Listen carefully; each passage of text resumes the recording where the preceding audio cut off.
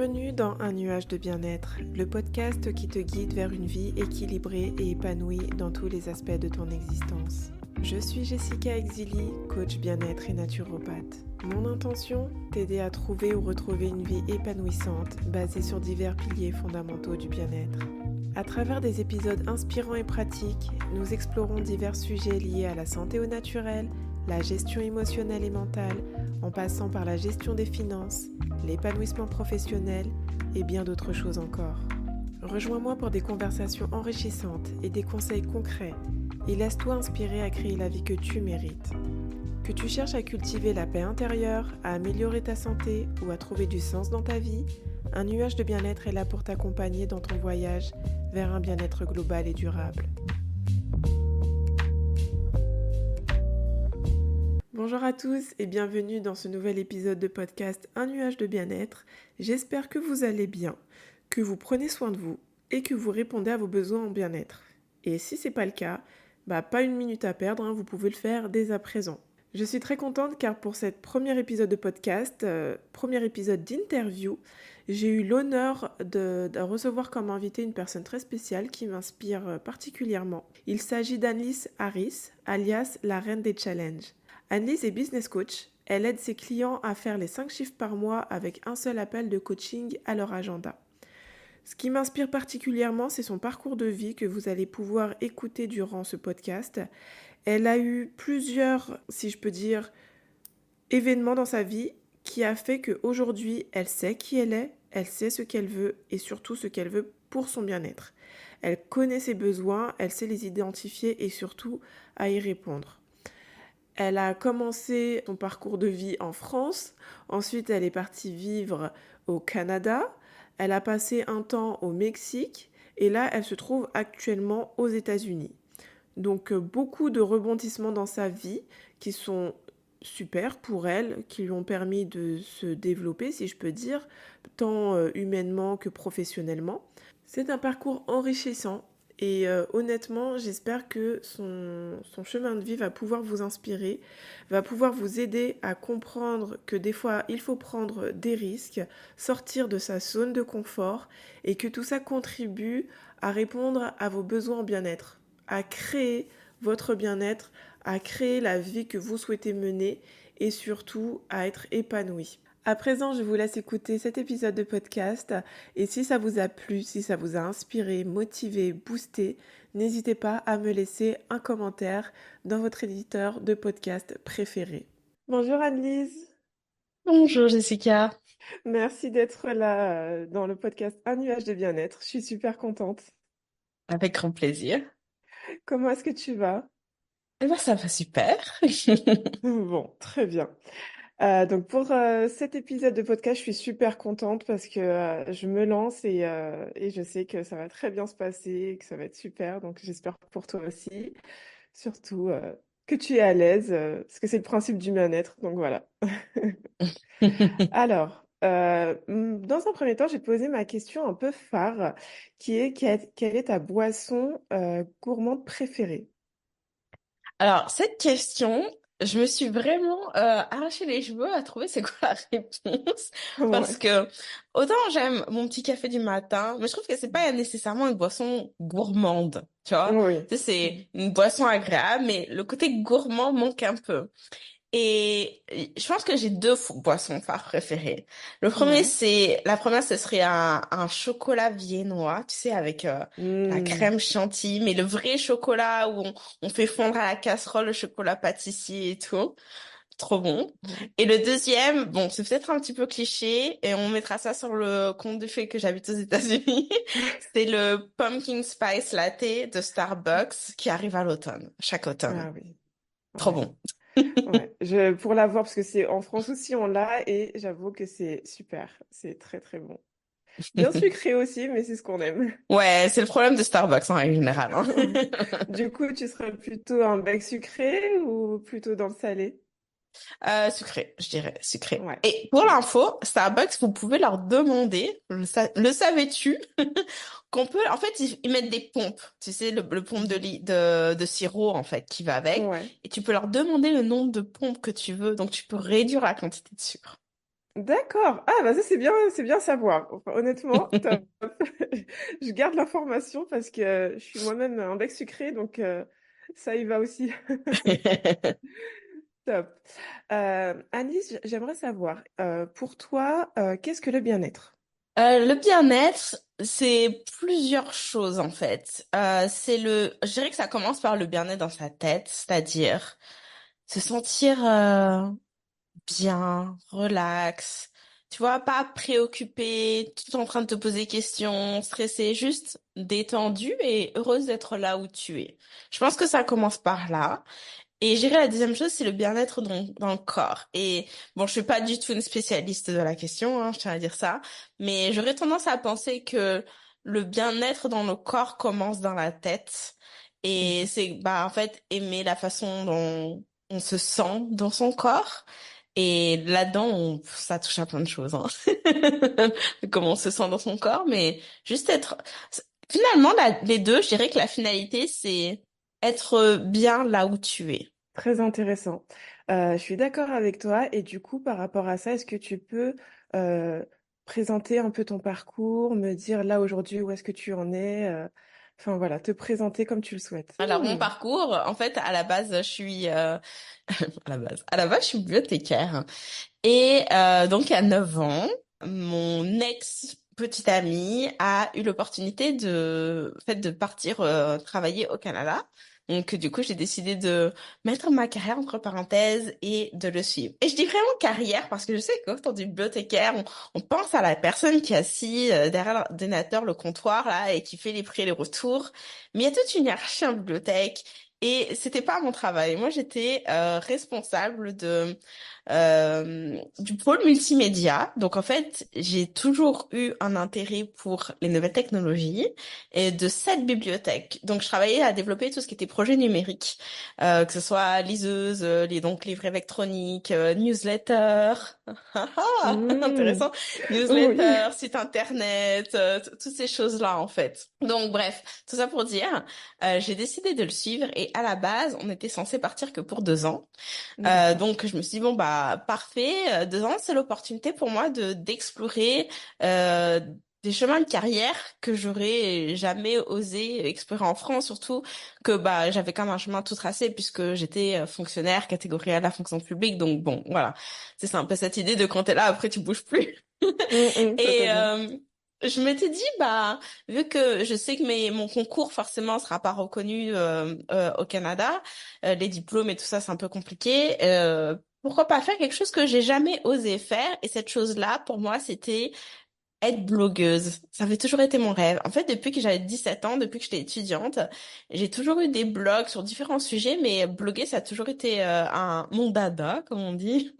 Et donc, c'est là que j'ai commencé, en fait. Et pendant 1 an et demi, en fait, j'ai démarré avec un site qui s'appelait Une Frenchie à Montréal, où je partageais, en fait, mon expérience de française expatriée à Montréal.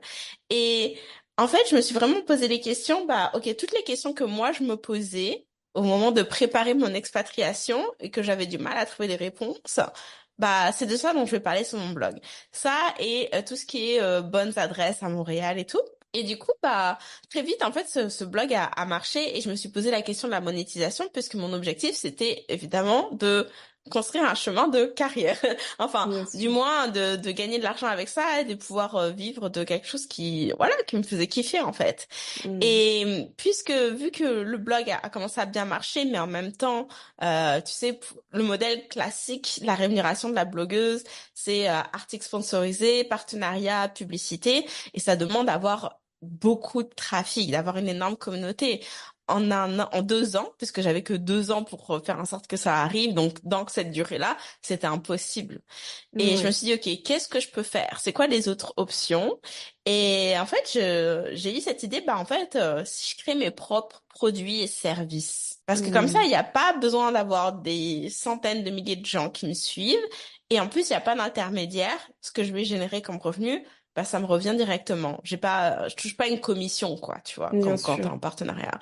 Et donc, bah, en fait, je suis tombée dans le web marketing, tout ce qui est business en ligne, etc.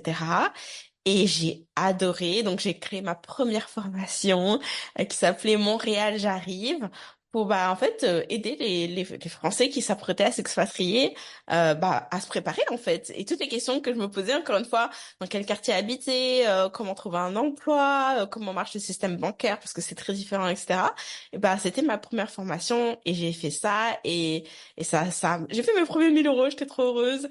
Et du coup, C'est j'ai commencé bien. à expérimenter en fait, et je me suis passionnée de ça et je me suis délaissée en fait du sujet du Canada, de l'immigration, le froid, l'hiver. J'en avais un peu marre, mais par contre, j'étais passionnée des stratégies web marketing, et donc j'ai fait pivoter mon entreprise, si je peux dire ça comme ça, là, et ça a donné lieu à l'entreprise que j'ai aujourd'hui. Et en termes de parcours, je suis restée 5 ans au Canada. Et en fait, mon ex et moi, on s'est séparés, et du coup, j'ai eu ce moment de crise existentielle dans ma vie où je me suis dit, mais qu'est-ce que je fais en fait? Qu'est-ce que je fais de ma vie? Est-ce Hmm. que je retourne en France? Est-ce que je redeviens bibliothécaire? Enfin, j'étais à mon compte à ce stade-là. On s'est séparés 1 an après que alors, excuse-moi, pour te donner la chronologie. Donc pendant 1 an et demi, je fais le Montréal, j'arrive, ça me saoule, je switch, je passe à mon entreprise d'aujourd'hui. Et au bout de un peu moins d'1 an, 8 mois, 9 mois, je donne ma démission et je me lance à temps plein. Et on se sépare 1 an après. D'accord. Donc, quand on se séparait, je gagnais ma vie, j'étais confortable avec mon business. Et donc, j'étais en crise existentielle parce que je me disais, je veux pas redevenir bibliothécaire. Genre, j'aime trop ma liberté maintenant.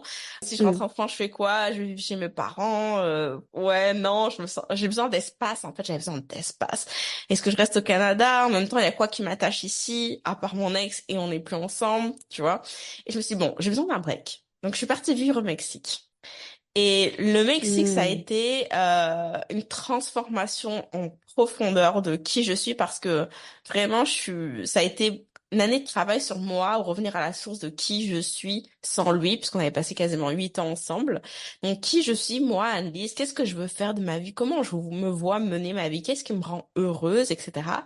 Et en fait, pendant cette année-là, j'ai croisé le chemin de mon mari, qui est américain et qui était juste en court séjour en fait au Mexique.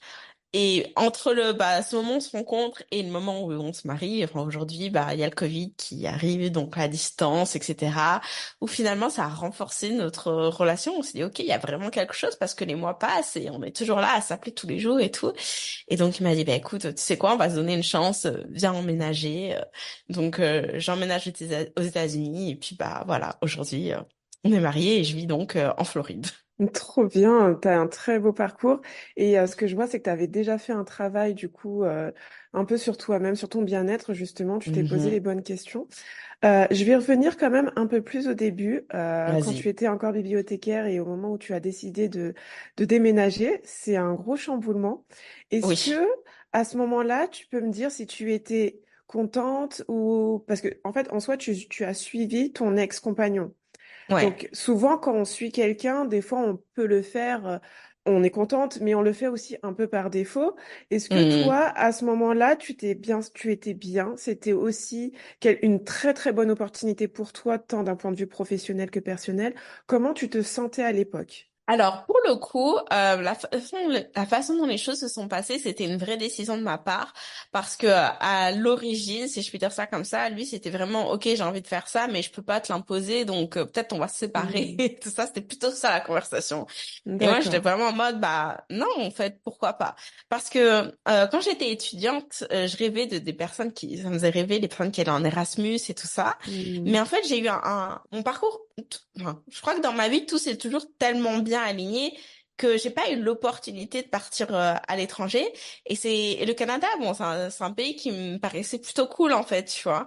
Et je me suis dit, c'est que 2 ans. d'accord. Ma carrière, elle est établie. En plus, tu sais, quand t'es fonctionnaire, tu peux prendre une disponibilité et tout ça. Donc, je savais que quand je revenais, Oui, j'allais avoir mon poste. 2 ans, c'est court. Je me suis dit, OK, non, mais moi, je suis prête. Moi, j'ai vraiment envie de ça. Il y a aucun moment où je me suis sentie... j'ai eu l'impression de prendre sur moi et que, voilà. Par contre, ce qui hmm, s'est passé, ça a été après. C'est-à-dire que les 2 ans se sont écoulés et il voulait rester en fait. On a décidé de rester. Et j'étais OK hmm, avec le fait de rester, mais et c'est là où à un moment donné, j'ai dû forcer un peu pour vraiment m'affirmer. C'est le moment où j'ai dû vraiment taper du poing sur la table en disant non, maintenant c'est mon moment. Parce que en fait, décidé de rester. Donc lui, en fait, pour le coup, voyait vraiment sa carrière se développer et c'était l'objectif de la raison pour laquelle on était venu là. Mais par contre, moi, je travaillais en bibliothèque toujours, mais pas avec le même niveau de responsabilité. Donc j'étais pas pleinement épanouie en fait. Et ma grande frustration, c'était que j'avais ce blog, hein, enfin, non, à ce stade, j'avais commencé mon entreprise, d'ailleurs, je vais pas mélanger, j'avais déjà démarré mon entreprise, mais j'avais pas assez de temps. J'avais pas assez de temps pour vraiment lui donner pleinement la chance de décoller et de pouvoir vivre pleinement mon activité. Je travaillais les soirs, les week-ends, pendant les vacances, tout le temps, en fait. Donc, en gros, tu travailles toute la journée, tu rentres le soir, tu travailles encore. Et à un moment donné, bah, en fait, il a fallu que je lui dise, écoute, bah maintenant c'est mon moment, et puis bah va falloir que tu me fasses confiance. En fait, il y a D'accord. eu un moment tournant, je crois que je me demande si c'était pas une de tes questions, où en fait, ce qui s'est passé, c'est que je me suis fait percuter par une voiture, et par chance, et je Hmm. pense que j'ai toujours ma bonne étoile derrière moi, c'était plus traumatique que j'ai pas été heurtée physiquement parce que la voiture allait Ouais. doucement en fait, mais j'ai eu cet électrochoc de oh mon Dieu, ma vie aurait pu s'arrêter. Genre une Hmm. demi-seconde d'attention de plus de la personne ou de moi, enfin je sais pas, peut-être un mélange des deux, et je pourrais être à l'hôpital, ma famille serait pas là, mes amis seraient pas là. Et si je décédais, bah, en fait, ma vie, elle se résume à quoi? À me lever le matin, saoulée parce que je dois aller bosser et n'attendre qu'une chose, c'est d'être le soir pour pouvoir bosser sur mon entreprise. Non, en fait. Je me suis dit Hmm. non, c'est trop. Donc je lui ai dit, écoute, moi je veux démissionner et tout. Et à l'époque, franchement, je gagnais même pas 200, 300 euros avec mon business par mois, quoi. Quand je faisais un lancement que j'arrivais à gagner 500 euros, c'était déjà la folie. Mais en fait, je suis arrivée avec un plan en disant, écoute, je vais faire un challenge et je vais avoir tant de participants, le taux de conversion, c'est ça, donc je peux m'attendre à gagner tant d'argent et ça va aller. Et bon, il D'accord. avait pas trop le choix, de toute façon. Il avait pas trop le Ouais. choix. J'ai dit, là, j'ai pris sur moi pendant des années dans le sens où je t'ai donné ta chance, bah là, c'est le moment de me donner la mienne. Top. Donc en fait, on peut dire que à ce moment-là, tu as vraiment pris le temps pour toi avant tout. Tu as quand même pris des risques parce que Ah du oui. coup, tu as quitté un peu le monde salarial totalement. Est-ce que tu as vraiment construit quelque chose, un plan d'action de A à Z, en tout cas d'un point de vue professionnel, pour justement atteindre ton objectif d'être totalement libre, bah, je dirais financièrement et professionnellement? Oui et non, en fait, je suis très pratico-pratique, donc vraiment c'était ok, bah j'ai besoin de faire des ventes sur un espace de temps donné, en l'occurrence un mois, hein, pour Mm. payer les factures à la fin du mois. Donc je me suis dit, écoute, j'ai 3 semaines pour me préparer, pour faire la promotion de mon événement, une semaine pour exécuter l'événement, donc bah à la fin du mois j'aurai tant de clients. Et après bah j'ai qu'à faire la même chose chaque mois, enfin tous les 2 mois, c'était ce que je m'étais dit. Tous les 2 mois, j'ai juste à répéter l'opération. Et c'est ce que j'ai fait pendant un an en fait, et ça a super bien marché. D'accord. Donc on peut dire que en ce qui concerne les finances, ton besoin, enfin ton bien-être financier, Mhm. tu n'es pas un profil qui est très, enfin comment dire, inquiète. Les finances, enfin prendre des risques ne te fait pas peur financièrement? Oui et non, je dirais que j'avais quand même un petit peu d'argent, enfin un petit peu, hein, d'argent d'économie. Je sais pas, je devais avoir, je pense que j'avais l'équivalent un mois de salaire. C'est pas énorme. D'accord. Je Ouais. devais avoir 2000 euros, 2005, quelque chose comme ça de côté, en me disant que ça pourra m'aider. Je pense que ça me rassurait un peu. Mais je crois que je croyais juste tellement dans le fait que j'étais capable de le faire et que j'allais trouver une Mm. solution. Et surtout, en fait, et je pense que c'est ça parfois qui nous bloque, je me suis dit, de toute façon, c'est quoi le pire qui puisse produire? Mm. Et le pire qui puisse produire, c'était, bah, je dois retrouver un travail. Je dois Mm. retourner travailler en bibliothèque. Et puis bon, est-ce que c'était si terrible que ça? Bah non, en fait, c'est déjà ce que je faisais avant. Donc, ça n'est pas changé grand-chose à ma vie. Mais par contre, le fait de me donner la possibilité de faire autre chose, ça oui, ça pouvait changer la trajectoire de ma vie. Et c'est ce qui s'est passé. Non, mais c'est super ce que tu dis parce qu'en fait, tu avais un très bon mindset à l'époque. Enfin, alors, je sais que dans le monde entrepreneurial, c'est très difficile. Enfin, on a beaucoup de croyances limitantes, que ce soit pour les finances, pour trouver des clients, pour se lancer notamment. Et toi, tu avais un état d'esprit où tu étais confiante, ce qui t'a permis en fait déjà de partir de la France, de quitter ton Mhm. emploi stable et très stable, de te lancer. Donc, je trouve ça hyper cool.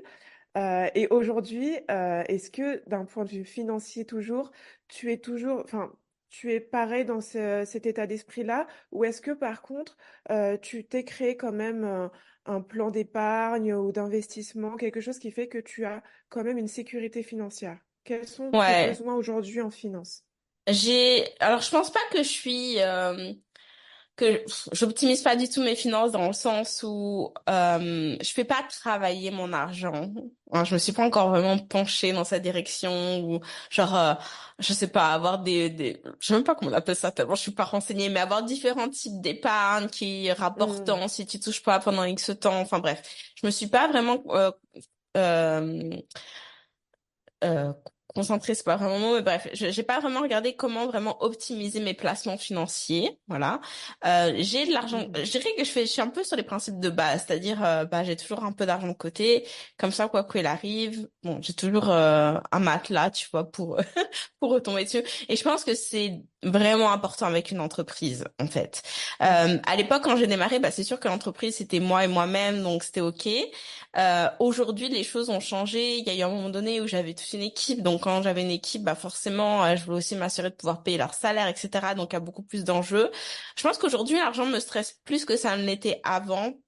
Pour cette raison-là, la deuxième étant que bah aujourd'hui je suis mariée, j'ai des beaux enfants, donc mes besoins financiers ne sont plus les mêmes que quand j'étais toute seule vivant au Mexique, nécessairement, hein, on n'est pas sur les mêmes budgets. Donc je pense que j'ai dû apprendre, c'est surtout encore, c'est certainement encore en cours en termes de process, apprendre à naviguer au travers de d'insécurité financière, tu vois, différemment. Et je suis toujours en train de travailler là-dessus. Ça va mieux maintenant. Mais je pense que quand tu as une entreprise, en tout cas, c'est vraiment important de d'avoir une enveloppe, vraiment d'avoir l'argent de côté, Ouais. parce que il y a des hauts et des bas en fait dans une entreprise. Je pense que dans le milieu dans lequel je suis, qui est l'entrepreneuriat en ligne, il y a cette croyance qui est que bah en fait cette croyance en tout cas. Ce qu'on dit, ce discours qui est que ça ne fait que monter, que chaque année tu peux Hmm. doubler tes revenus, etc. Et c'est vrai, et c'est possible. Mais si demain ça descend, bah faut être capable de d'assurer en fait d'avoir les épaules solides. Et c'est OK parce qu'en réalité toutes les entreprises ont des hauts et des bas. Ouais, Et quand totalement. on a une famille à nourrir, Ouais. bah on va être capable de pouvoir tenir la barque, quoi qu'il se passe en fait. Totalement. Donc on peut dire que pour tes besoins financiers, en finance en tout cas, tu es satisfaite, là, ta situation actuelle te convient. Aujourd'hui, oui. Il y a eu un moment où ça a été difficile, où justement quand mon entreprise a commencé à générer moins d'argent, parce que tout d'un coup, il y a beaucoup de remises en question. Qu'est-ce que je fais de mal? Euh, je sais pas, j'ai perdu le hit factor. Tu vois, est-ce que je vais être capable de finalement de revenir là où j'étais, etc. Enfin bref, beaucoup de remises en question, de doutes sur soi, etc. Puis en fait, c'est pour ça que je te parlais de ce cheminement de, bah en fait une entreprise c'est normal que ça ait des hauts et des bas. Donc je suis pas Ouais, nécessairement satisfaite pleinement de combien mon entreprise génère aujourd'hui. Néanmoins, je dirais que à partir du moment où j'ai ce dont j'ai besoin pour vivre, ce qui est le cas, bah, en fait, finalement, c'est ça le plus important. En tout cas, c'est ça le plus important pour moi. totalement. Ok, super. Je te remercie. Donc, tu as eu ta rupture avec ton ex-compagnon. Tu es parti au Mhm. Mexique. Qu'est-ce que tu as fait là-bas pour te sentir bien, pour passer cette épreuve?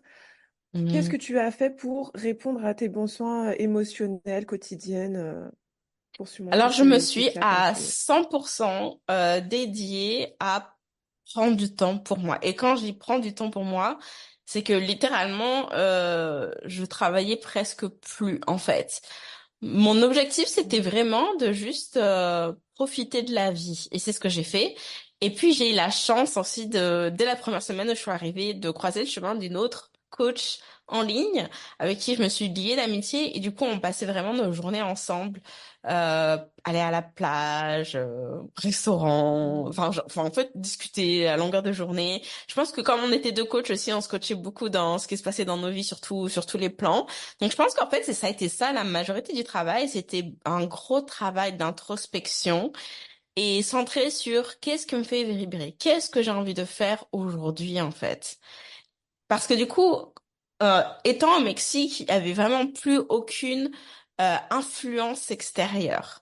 Et ça m'a Mm. vraiment donné cette possibilité d'être pleinement moi parce que personne connaissait l'analyse d'avant. Donc j'avais vraiment l'espace pour définir celle que j'étais. Et je pense que il y a une autre chose qui a participé de ça, c'est que donc bah j'étais célibataire et comme je pense célibataire de cette époque, voilà, j'étais sur les apps de rencontres, j'étais sur Tinder, etc. Et quand tu dates des nouvelles personnes, il y a toujours ce moment où forcément tu dois te présenter. Hein, cet Ouais. exercice de ah bah, voilà qui je suis, ce que je fais, voilà ce que j'aime, etc. Et je t'assure qu'au début, quelque part je savais même pas quoi dire. Et en fait, plus je datais des personnes, plus du coup j'étais dans cet exercice de bah, en fait c'est quoi qui me tient à cœur, c'est quoi mes valeurs, c'est quoi que j'ai envie de faire. Et je pense que ça m'a vraiment aidé aussi à me redéfinir en tant que personne. Donc Totalement. vraiment, c'est ça, Ouais. prendre le temps de vivre la vie, d'être dans l'instant présent. Je sais que c'est très cliché de dire ça, mais c'est vraiment ce que j'ai expérimenté. De aujourd'hui, je me lève le matin, qu'est-ce que je veux faire? Ah bah j'ai envie d'écrire. Ah bah j'ai envie d'aller à la piscine. Ah j'ai envie d'aller à la plage écouter un podcast tranquille. Ah j'ai envie de voir ma copine, on va aller se prendre un petit cocktail. Voilà, c'était vraiment ça en fait. Ok, super. Et tu peux me partager trois de tes valeurs? Mes valeurs de vie. Oui, totalement. Ouais. Alors, mes valeurs. Je crois, je crois en le fait d'être soi. Et encore une fois, je sais qu'il y a beaucoup de choses on dit, c'est très cliché, mais en fait, je pense que c'est parce que parfois on n'a pas toute la substance qui va avec. Que être soi suffit. Et ce que je veux dire par là, c'est que quand on est rejeté, donc le cas de la rupture amoureuse, par une personne amoureuse, ou qu'on date des personnes et que pour une raison X ou Y, ça se passe pas, puis t'es déçu, tu dis qu'est-ce qui va pas avec moi, pourquoi il y a personne qui veut être avec moi, etc. Euh, être soi suffit. En fait, si une personne te rejette, ça veut rien dire de toi. Ça remet jamais Mm. en question qui tu es, ce que tu veux et ce que tu as apporté. C'est simplement une Totalement. réflexion, ouais, c'est ça, un miroir, quoi, de bah, là où en est la personne et de ce que elle recherche et qui est pas nécessairement un match avec qui tu es toi. Mais ça veut pas dire que tu es une mauvaise personne ou que tu vaux pas le coup ou je sais pas quoi. Donc ça quand même un premier niveau, la vie amoureuse, forcément, c'est des choses sur lesquelles j'ai travaillé que c'est juste pas un bon match et ça veut rien dire de qui je suis. Mais ça marche aussi dans la vie professionnelle. C'est-à-dire que je crois sincèrement qu'en réalité, pour vendre, pour gagner beaucoup d'argent, etc., il n'y a pas besoin d'être quelqu'un d'autre. Il n'y a pas besoin de se créer un personnage. Il n'y a pas besoin d'en faire des tonnes. Il n'y a pas besoin de travailler comme une acharnée, en vrai. Parce que quand tu es pleinement toi, bah, quelque part, ton énergie, qui tu es, ton identité, suffit à attirer des clients. Et je vais te donner un exemple pour que ce soit très clair. C'est que, bah, à cette époque-là où j'étais au Mexique, concentrée sur ma vie, que je passais 80% de ma journée juste à rien faire, je m'étais dit, bon, faut quand même que je fasse tourner mon entreprise. Parce que Ouais. c'est quand même ça qui paye les factures, pas vrai? Donc, je me suis dit, OK, qu'est-ce que je peux faire qui me ferait vraiment plaisir et qui me permettrait de continuer à gagner de l'argent? Je me suis dit, OK, bah, moi, ce que j'aime vraiment, c'est écrire. Et j'aime raconter des histoires. J'aime raconter ma vie et utiliser ça comme exemple pour le business. Et comme ça, je peux faire mes ventes. Donc, en fait, c'était la seule chose que je m'étais dit, bah, OK, je vais faire un post tous les 2 jours. C'est ma seule contrainte, en fait. Et quand j'ai commencé à faire ça, bah, j'ai commencé à avoir beaucoup plus de clients que j'en avais avant.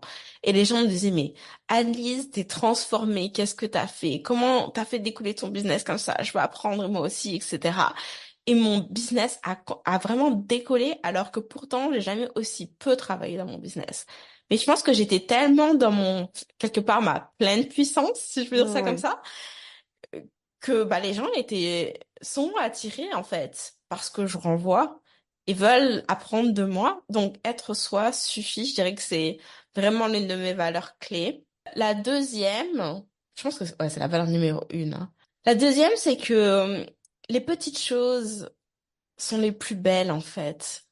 Enfin, je pense que parfois on se dit que pour se sentir accompli, pour se sentir heureux, on a besoin de X, Y, Z. Je crois pas que ce soit vrai. J'ai vraiment expérimenté des moments de simplicité et juste regarder la couleur de l'eau. Je me disais, waouh, je suis tellement chanceuse et je me sentais tellement heureuse. Mais de la même Mm. façon, pour celles qui sont mères, que vous regardez votre enfant jouer avec ses jouets par terre et vous regardez, il vous donne un grand sourire. Ce moment-là, il est tellement candide qu'il est rempli Mm. de joie en fait. Et je pense que c'est ça la vraie vie. Je pense que c'est savoir apprécier et être pleinement dans ces instants-là.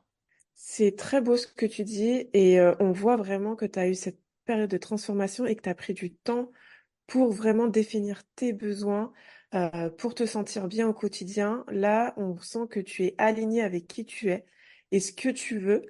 Et je suis totalement d'accord avec toi sur être soi, parce qu'en fait, à l'époque actuelle, enfin, je pense que ça a toujours été le cas, c'est qu'on porte des masques Mhm. avec notre entourage, les collègues, la famille, les amis. On n'est pas nous-mêmes, et souvent, c'est bah, ce qui arrive, c'est que au bout d'un moment, on se sent pas bien sans savoir pour quelle raison. Au niveau relationnel, ça fonctionne pas, mais du coup, c'est pas tant à cause de l'autre ou à cause de soi-même, c'est juste qu'on ne sait pas qui on est, tout simplement, et Mhm. du coup, on n'est pas aligné. Donc, toi, tu as vraiment pris ce temps pour définir toutes ces choses, qui fait qu'aujourd'hui aussi, tu réussis dans ta carrière professionnelle, parce que du coup, comme tu le dis, les gens, ils sentent cette authenticité. Et moi, la première, parce que pour une petite anecdote, l'année dernière, au mois d'août, je te connaissais pas, je t'ai retrouvé sur Instagram. Je lançais Ok. tout juste mon compte, quand je lançais mon entreprise de naturopathie. Et je t'ai suivi pour, voilà, je voulais lancer une formation, enfin un accompagnement, sans même te connaître, et simplement en écoutant aussi tes épisodes de podcast, alignés sur, allez, une journée entière, je crois, j'ai dû écouter 5 ou 6 épisodes, voire même 8. Et j'ai totalement accroché. J'ai totalement accroché parce que j'ai senti ton authenticité, que tu étais vrai et ce que tu dégageais était super. Et en fait, bah, je me suis tout de suite inscrite aux challengeuses. Donc, comme tu dis, c'est très important. Et en fait, être soi, connaître ses valeurs de manière générale, se connaître, bah, en fait, ça permet tout simplement de suivre son chemin sans frustration, sans forcément avoir des peurs. Donc, c'est top. Mais je trouve que tu l'as bien dit, c'est que on porte des masques, c'est que c'est pas facile quand Mm. on est entre guillemets constamment entouré de personnes, si je puis dire ça. Je crois Ouais, sincèrement que le fait de partir vivre à l'étranger m'a aidé parce que du coup, j'avais plus la petite voix de la meilleure copine du papa, de maman, des frères, des cousins, enfin bref, de tous ces gens qui te connaissent depuis toujours, en fait, qui ont une vision exactement. de toi qui est plus nécessairement celle que toi, tu veux être, en fait. Totalement. Et il y a ça. Et le deuxième aspect, je dirais, c'est la société. Hein. La Mm. société qui euh, nous inculque qu'il y a un certain chemin à suivre, que les choses doivent être comme ça. Je pense que pour moi, le fait de partir au Canada, ça a été et de justement entre guillemets renoncer à être fonctionnaire, ça a été une première étape dans cette direction.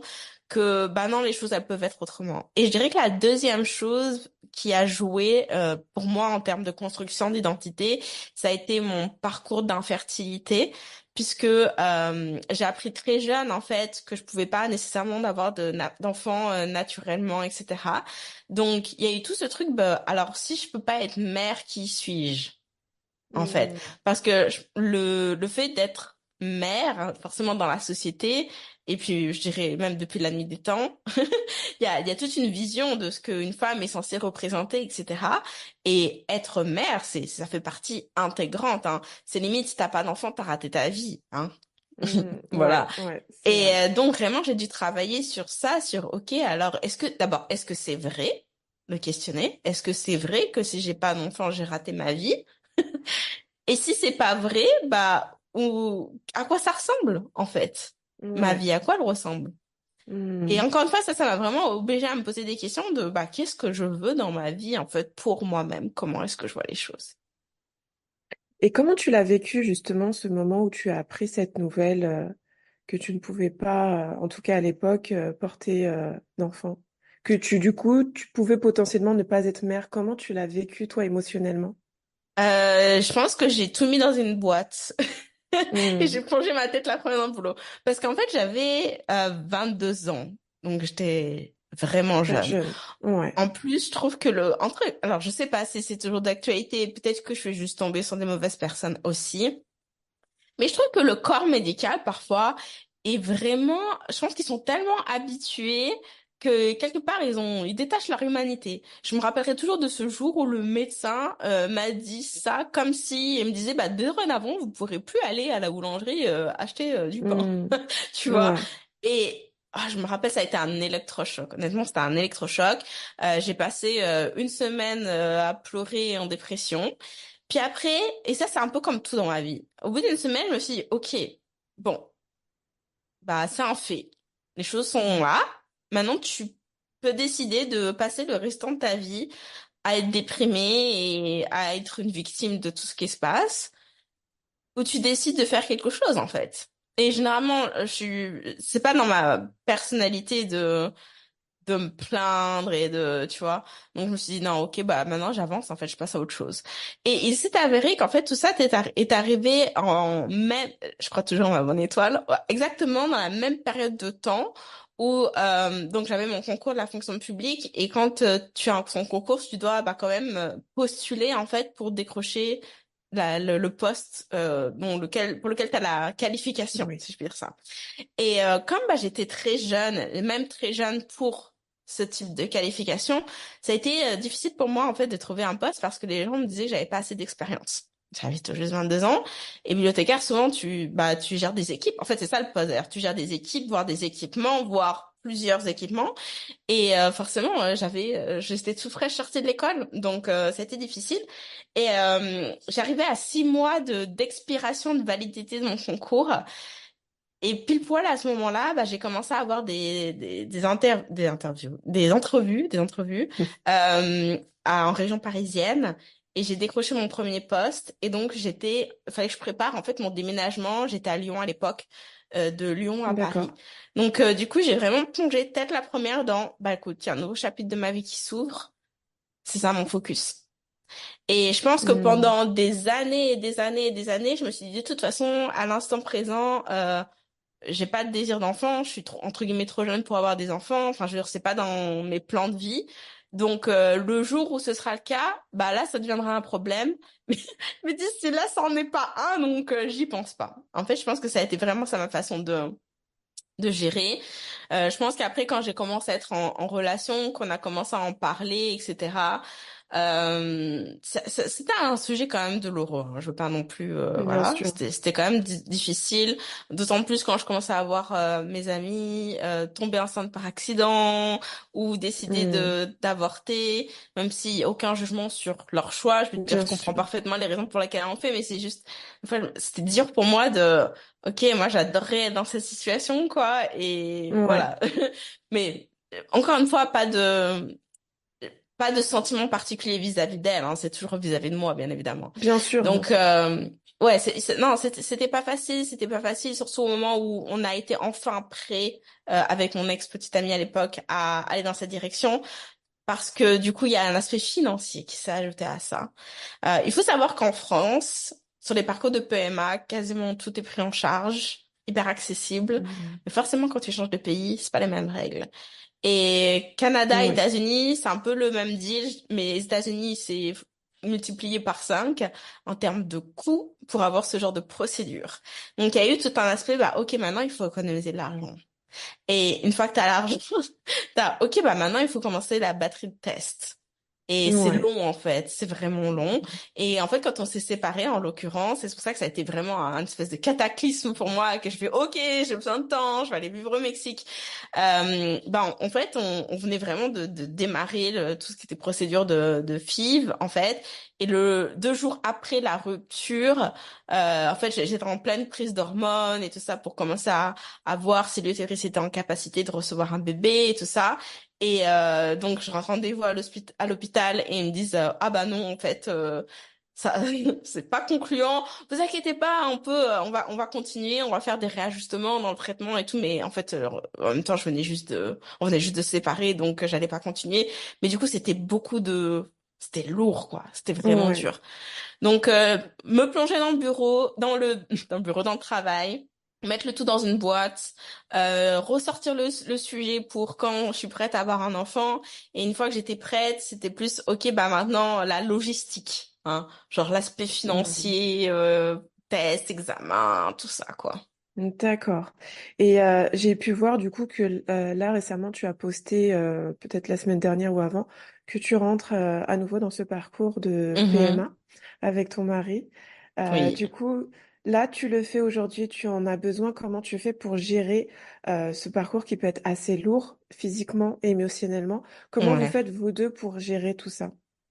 Alors, je dirais que, bon, déjà, j'ai le meilleur des maris.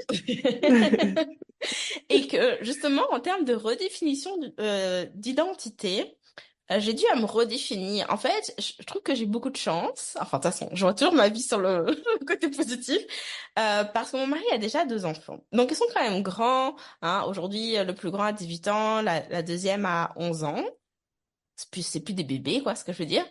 Mais en Ouais, entrant dans ouais. leur vie, donc ils avaient 8 et 15 ans quand j'emménageais avec eux, bah, j'ai dû prendre cette casquette à l'époque, pas de belle-mère, mais tu sais, enfin, j'étais là quand même, donc d'espèce de figure maternelle. Bien sûr. Et il y avait quand même une grosse Mm. part de moi qui doutait que j'étais capable de l'être, forcément, puisque dans ma tête, j'avais ce film bah, je serai jamais mère, je suis pas faite pour être mère, tu vois, c'est pas fait pour moi, enfin, bref, voilà.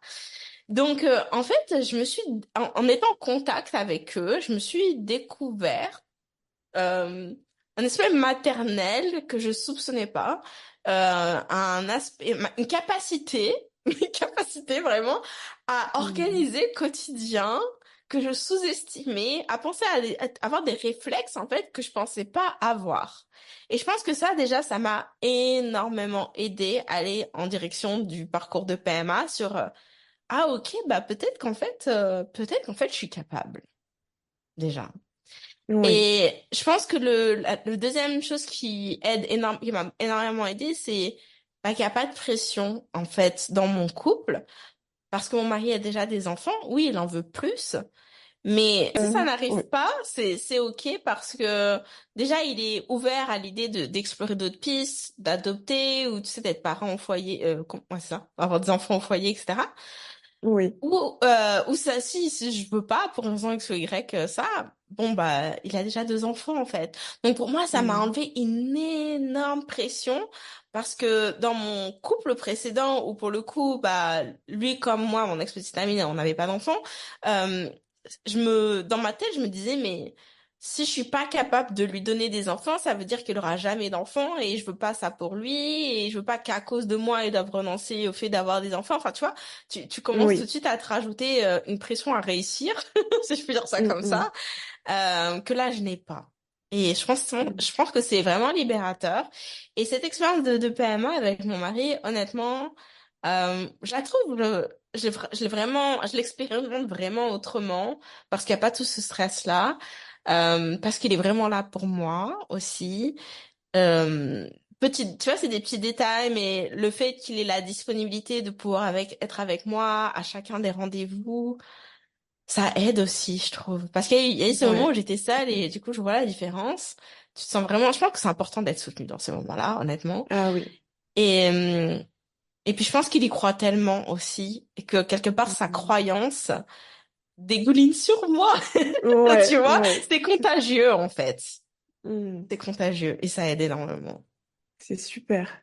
Et au quotidien, qu'est-ce que tu fais justement pour te soutenir, enfin pour gérer les émotions, gérer le physique? Est-ce que tu as des rituels, des pratiques pour te sentir bien pour ce parcours, mais également dans la vie quotidienne de manière générale? Deux choses. Alors la première chose qui est mon go-to pour n'importe quel sujet, c'est le journaling. J'adore écrire, donc écrire mes Hmm. pensées, ça m'aide énormément. Et la deuxième, j'ai une coach de vie. C'est la première année que j'ai une coach de vie. Et en fait, ça aide. Honnêtement, j'ai jamais été convaincue je vais être honnête, de l'intérêt d'avoir une coach de vie. Ouais. Parce que je trouve que, enfin, par exemple, j'ai eu un moment donné où j'ai eu une psy quand j'étais en période de pré-séparation, mais vraiment proche de la séparation, que c'est clair, c'est arrivé. J'ai été suivie en quelques séances par une psy et honnêtement, je suis vraiment ressortie, désolée pour les psys dans la salle, hein. Je suis vraiment ressortie des séances en me disant, mais en fait, je pourrais parler à ma pote, c'est autant efficace, Hmm. quoi. Enfin, je préfère parler à ma copine, ça me coûte rien que de payer 100 dollars la séance chez le psy, hein, parce que je suis au Canada. Ouais. N'oublions Ouais. pas. Donc voilà. Donc la coach de vie, j'étais jamais vraiment convaincue, mais cette année, j'étais dans un mastermind où vraiment notre coach business a insisté sur le fait vous avez besoin vous allez scaler, vous avez besoin d'un soutien mental, investissez, prenez une coach de vie, ce que j'ai fait. Et ça m'aide énormément parce que du coup, bah, en fait, on a tous ces moments où il y a un événement qui se produit et puis, bah, c'est la panique. Ouais. Où tu te dis, est-ce que j'ai pris la bonne décision? Peut-être j'aurais pas dû faire ça, mais c'est le drame parce que du coup, X, Y, Z, tu vois. Et plutôt que de tourner en loop, bah, j'en parle à ma coach et elle m'aide tout de suite à prendre du recul. Non pas que je sois pas capable de le faire par moi-même, parce que je pense que j'ai quand même une espèce de force mentale qui fait que je suis toujours très positive et comme je suis pas du genre à m'apitoyer, je vais toujours de l'avant, etc. Mais je suis pas toujours très bonne à me laisser de l'espace dans mes émotions, en fait. Donc, avoir cette coach Hmm. me permet de mettre des mots sur mes émotions, donc de donner l'espace à mes émotions, mais aussi de comprendre d'où elles viennent, de pourquoi, pour vraiment avancer, mais de façon saine. Et quand je veux dire de Oui. façon saine, c'est pas, OK, j'ai ces émotions-là, je les mets dans une boîte et j'y touche plus. Ce que j'étais Hmm. la Ce que reine à tu as faire. fait pendant un temps. Voilà. Ouais. C'est ça. D'accord. Ok, super. Et donc au quotidien, alors ce que tu fais principalement, c'est ça, avoir une coach Mhm. de vie qui t'aide au niveau émotionnel, en tout cas à mettre des mots sur tes émotions, et donc à ne pas les laisser de côté, si on peut dire. C'est ça. Et au quotidien, est-ce que tu as un certain régime alimentaire? Est-ce que tu suis quelque chose? Est-ce que tu fais du sport? Est-ce que tu prends du temps pour toi aussi? Parce que c'est être entrepreneur, chef d'entreprise Mhm. à son compte, ça peut prendre beaucoup de temps. Donc, est-ce que tu prends aussi du temps pour toi? Alors, je prends du temps pour moi. Pour moi, en fait, je suis quelqu'un de très solitaire. Je dirais que j'ai vraiment besoin d'avoir mes espaces. J'ai besoin chaque jour, c'est pas genre, chaque jour, Hmm. un moment dans la journée où il y a le silence, en fait, où je suis avec moi-même. Ouais. Ça, c'est vraiment capital. Bon, on verra avec un bébé ce que ça va donner. Mais jusqu'à présent, en tout cas, ça marche plutôt pas mal. Ça, c'est vraiment quelque chose de fondamental pour moi. Le sport, c'est pas nécessairement. Je dirais que j'ai des phases en fait. J'ai des phases où je vais m'entraîner régulièrement, etc. Et j'ai des phases où je fais rien. Je suis dans cette phase en ce moment où je fais rien. Mais bon, dans 6 mois ou dans un an, ça peut être différent. Ça fait du bien, franchement. On va pas se Ouais. mentir. Tu t'écoutes. S'entraîner, ça fait du bien. Ouais. Ouais. Je Mais ne pense que pas le parfois, faut faire. se forcer. Voilà. Ouais. Après, t'es Mais tu te mets content. pas la pression non plus, quoi. Non, non, non, Ça du t'arrive tout. à t'écouter et dire, enfin voilà, si tu fais pas, tu vas pas culpabiliser non plus. Non, Ok, non. Je super. pense que si j'avais cette culpabilité, ça me pousserait à aller à la salle. Mais ça marche pas Ouais, très bien. Et en d'accord. termes de régime alimentaire, j'ai pas vraiment de régime alimentaire, mais je dirais que de nature, je mange quand même assez équilibré, hein, fruits, légumes, tout Mhm. ça. J'ai la chance d'avoir grandi avec une maman qui est docteur et aussi diététicienne. Donc, toute ma vie, en fait, je pense que j'ai été nourrie et élevée avec ces habitudes. Et franchement, les habitudes alimentaires, c'est qu'on a enfance, c'est quelque chose qu'on emporte avec soi, hein. Donc ça m'a vraiment structurée et je pense que c'est d'autant plus important que vivant aux États-Unis, ils ont vraiment d'autres habitudes alimentaires. Je suis arrivée Oui, dans une famille qui snack beaucoup, hein, qui ouais, grignote, beaucoup de trucs, des chips, des sneakers, machin, enfin bref, tout ce que tu veux qui est absolument pas sain.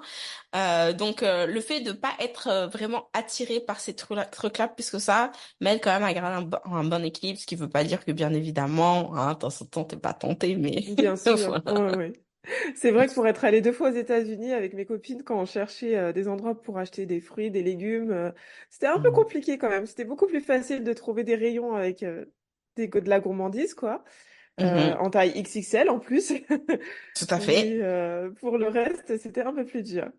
Ok, très bien. Donc aujourd'hui, est-ce que tu peux me dire si tu te sens bien, si tu réponds à tes besoins en bien-être, Oui, si je tu es pense satisfaite? que j'y réponds d'autant mieux que maintenant j'ai vraiment dépassé l'inquiétude financière dans le sens où je te disais de temps en temps il y a des moments où ouais, ok, Oui. maintenant je dois assurer tout ça, c'est beaucoup de Mm. pression et de revenir à cette croyance, à cette capacité que peu importe ce qui se passe, je serai toujours capable d'avoir des clients et donc de gagner de l'argent.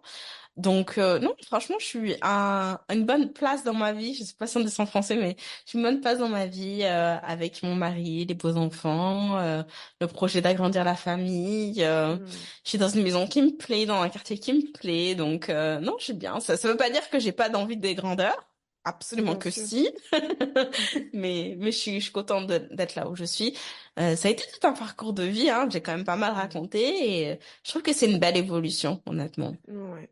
Tu as eu une expérience incroyable et en fait, tu as réussi à chaque fois à rebondir, toujours avec positivité, ce qui est pas facile. Et franchement, bravo. Bravo et je te souhaite en plus que le meilleur pour la suite. Merci. En C'est fait, je pense qu'il faut important. apprendre, et ce qui est très difficile quand on est quelqu'un qui aime contrôler, ce qui était mon cas, faut apprendre à perdre le contrôle et surtout à accepter qu'on n'a pas le contrôle sur tout dans la vie. Ouais. Ouais. Ça, c'est le plus difficile. Enfin, en tout cas, pour les personnes qui aiment contrôler les choses, Mm, mais mm, accepter qu'on n'a pas le contrôle, en fait. Et du coup, bah, de là, se dire que, en fait, savoir naviguer, bah, c'est normal, déjà, hein. Parce que sinon, on peut rentrer dans, mais je comprends pas pourquoi ça m'arrive, et puis c'est pas normal, et puis c'est pas juste, et tout ça. Non, c'est ok, c'est normal.